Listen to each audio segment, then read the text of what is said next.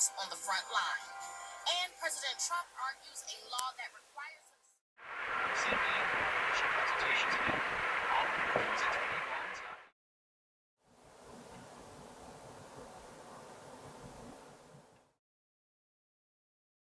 Salut à tous, merci de m'accompagner encore aujourd'hui. Je suis vraiment impatient de vous montrer ce que j'ai en réserve pour la rando d'aujourd'hui. Je suis à Black Star Canyon dans le comté d'Orange, en Californie du Sud, qui est l'une de mes destinations préférées pour aller marcher.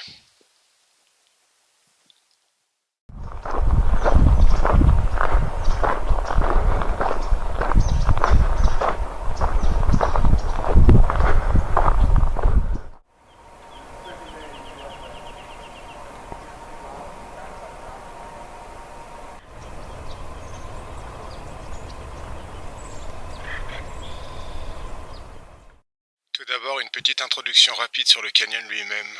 C'est avant tout un endroit très populaire pour sa cascade qui a de l'eau toute l'année, même si le débit varie évidemment, et qui permet une rando accessible à tous, plutôt facile, familiale et très agréable.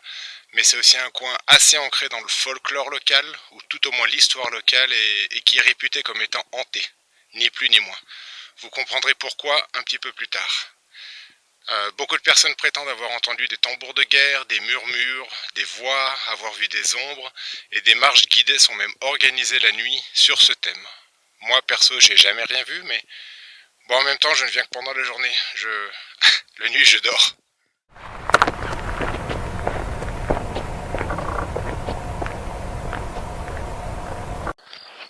Les preuves d'occupation humaine ici remontent en fait à plusieurs siècles. Les traces d'un village autochtone ont été découvertes sur le plateau face à nous qui domine la vallée.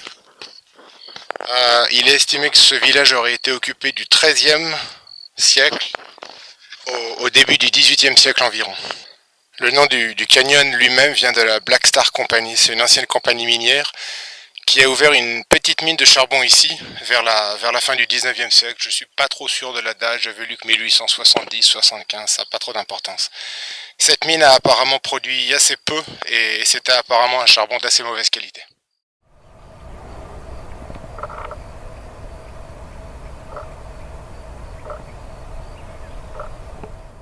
Pour l'anecdote, le canyon voisin de Silverado tire son nom, lui, des mines d'argent ouvertes avec un peu plus de succès à la même époque à peu près. Au moins 3 entrées de mines sont encore accessibles de nos jours, mais malheureusement, il faut passer par des propriétés privées. Moi perso, les voir, ça m'aurait vraiment bien branché, mais ça semble assez compliqué. C'est pas nécessaire de se faire tirer dessus par un propriétaire en colère, juste pour voir un trou dans la terre. En plus, entrer dans ces mines est quand même super dangereux, de toute façon. Dans les années 2000, par exemple, 2 frères d'un lycée voisin sont malheureusement morts en explorant l'une de ces mines. Ils sont entrés, ils ont été retrouvés, pardon pour les détails, mais en train de flotter sur le sol, parce que l'eau s'infiltre dans ces anciennes mines et recouvre le sol. Et en fait, l'accumulation de gaz toxiques et le manque d'oxygène leur a fait perdre connaissance. Et malheureusement, ils se sont noyés. Et depuis, les entrées de mines sont de toute façon en général fermées.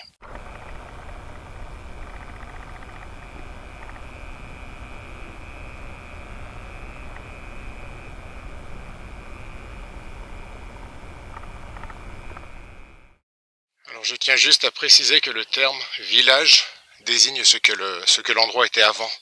Aujourd'hui, rien ne subsiste de tout ça. Juste des mortiers par dizaines sur le sol dans les rochers.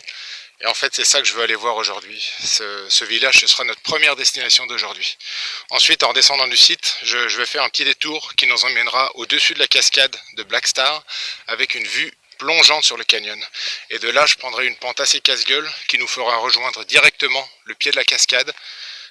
Et il me suffira de suivre le cours du ruisseau pour retourner au parking. C'est le programme d'aujourd'hui.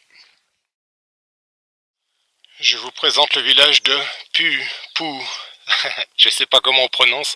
C'est un site qui est classé et protégé en Californie. En fait, des fouilles ont été réalisées dans les années 30, avec la découverte de nombreux artefacts comme des outils, des restes de paniers, des bouts de poterie, des ossements d'animaux, etc. Comme j'ai mentionné tout à l'heure, le site a été occupé pendant plusieurs siècles. C'était avant tout un site où les gens venaient passer l'été en fait, pour fuir les grosses chaleurs de la côte et ils redescendaient passer l'hiver près de l'océan où les températures sont plus clémentes. La population du village était composée de plusieurs tribus locales qui apparemment cohabitaient ensemble.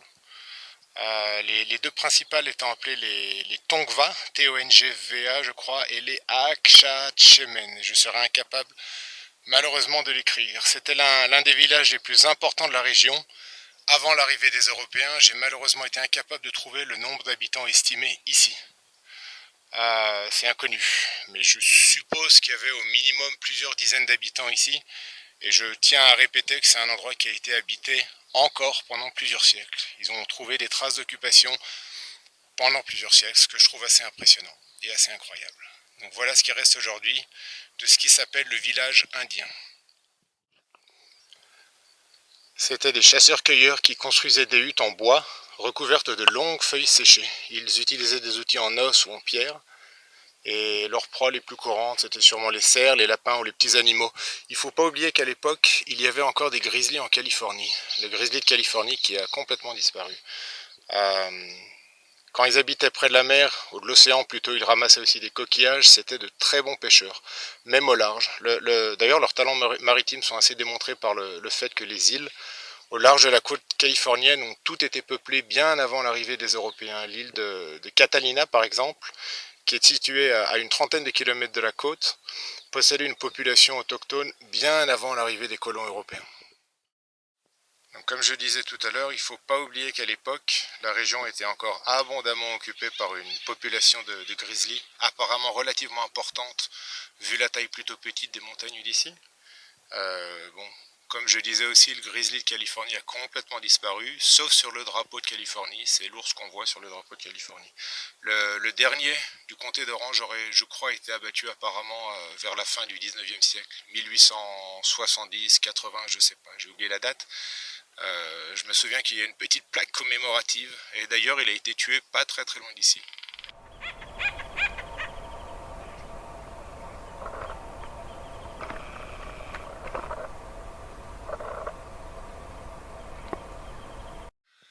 Je ne sais pas si vous vous rappelez que j'ai mentionné des histoires de fantômes dans ce canyon tout à l'heure.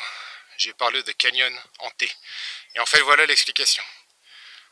Au début du 19e siècle, alors que la Californie faisait encore partie du Mexique, les peuplements européens s'étendaient de plus en plus, tout comme les ranchs et les fermes. L'agriculture a toujours été une part très importante de l'économie ici. Et ça créait évidemment des tensions et des conflits avec les habitants autochtones, qui étaient déjà là. Des témoignages racontent que vers 1830, des colons auraient commencé à se plaindre de vols de bétail par les habitants autochtones, notamment des vols de chevaux, dont ils étaient réputés raffoler de la viande. Et en fait, ça n'a jamais été démontré par la suite.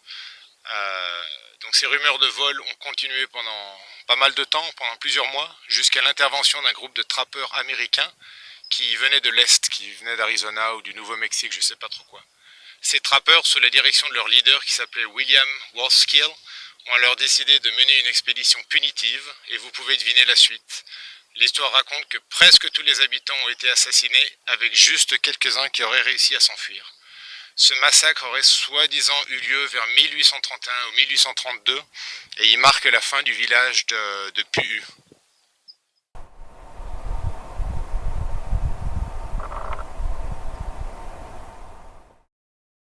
Les glands étaient un aliment extrêmement important dans l'alimentation des tribus autochtones.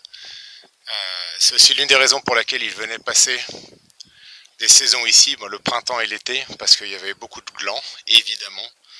Et ils faisaient des réserves pour l'hiver, et c'est ça qui a créé tous ces mortiers dans les pierres. C'est tout simplement les habitants ici qui faisaient, je suppose, de la farine de gland, qui préparaient principalement la farine de gland, et encore aujourd'hui on peut voir que l'endroit est entouré de chênes verts. Voilà, donc ça c'était le premier stop de la marche d'aujourd'hui. C'est un endroit que je trouve très, je sais pas, j'imagine la vie des gens ici, j'imagine les familles qui vivaient, les parents, les enfants, et je trouve ça super émouvant, même si apparemment il reste pas grand chose, mais c'est un moyen de se rappeler des habitants d'ici.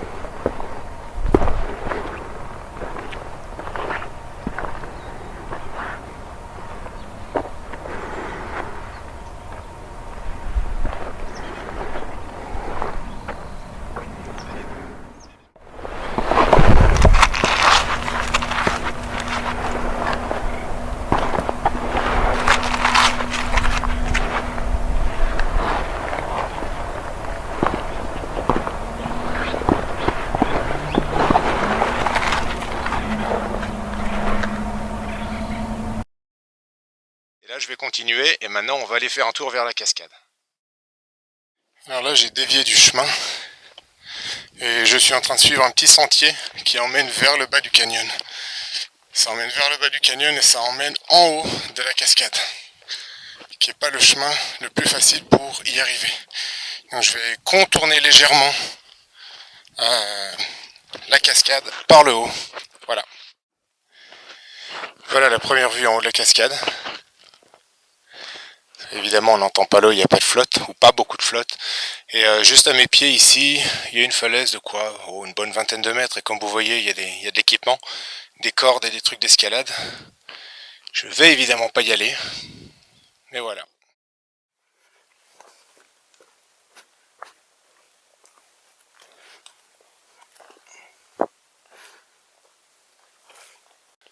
Et nous voilà au-dessus de la cascade.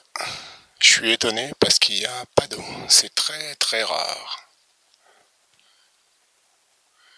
Pas du tout d'eau dans le ruisseau alors qu'à d'habitude il y a toujours un petit filet de flotte. Donc la cascade va peut-être être à sec et je crois que ce serait la première fois que je la verrai à sec.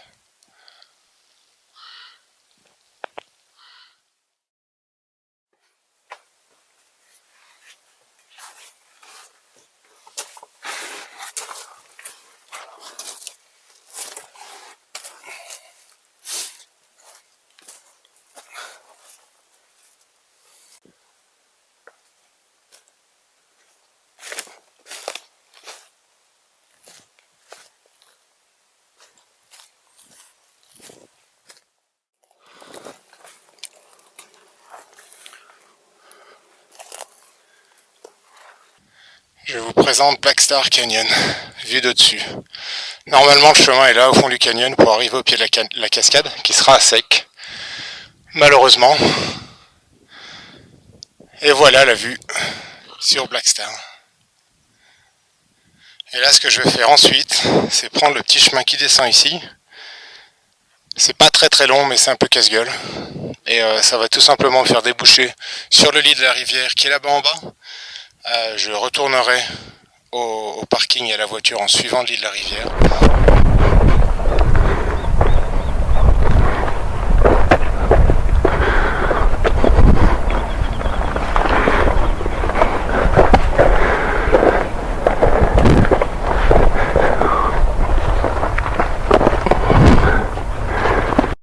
Voilà d'où je viens. Et en fait ici c'est bon, c'est un petit peu casse-gueule, mais l'endroit le plus dangereux entre guillemets, c'est ici. C'est quoi? C'est peut-être une quinzaine de mètres. Bon, ça tue pas, mais ça fait mal si on tombe. Et en fait, je vois que depuis la dernière fois que je suis venu, ça fait longtemps que je n'étais pas venu. Ils ont mis une corde, ce qui est absolument super, parce que la dernière fois, même si la descente n'est pas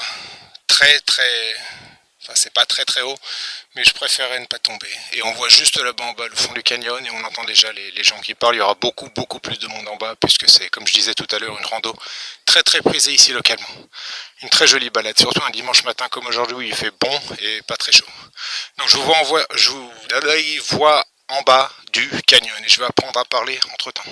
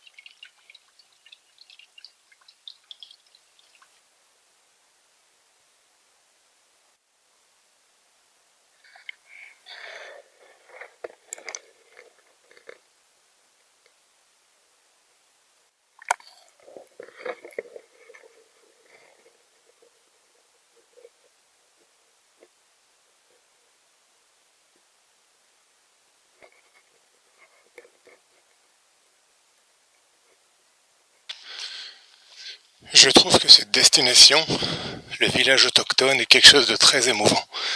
Je peux pas m'empêcher d'imaginer les gens qui habitaient ici, les familles, qui étaient comme nous, qui avaient leurs joies, leurs préoccupations, leurs inquiétudes. Et c'est vrai qu'on a l'habitude de jeter un petit peu à la poubelle les peuples qui ne construisaient pas en dur et qui n'ont pas vraiment laissé de choses en dur. On a tendance à les considérer comme moins importante, et je trouve ça un peu dommage. Je dis pas que les pyramides d'Égypte ça vaut pas la peine. Je dis juste que je trouve aussi émouvant de venir à un endroit ici où les gens faisaient de la farine de gland et vivaient dans des huttes en bois que de découvrir un site aztèque ou inca. Voilà. Des gens ont vécu ici pendant des siècles et des siècles. Et puis ils ont été complètement, malheureusement, massacrés. Donc voilà. On a la mauvaise habitude de penser qu'il n'y a pas d'histoire sur le continent nord-américain avant l'arrivée des Européens, mais en fait c'est une grosse erreur. Il y a énormément d'histoires, il y avait une diversité de peuples et de langues qui était assez impressionnante, et tout a été complètement décimé.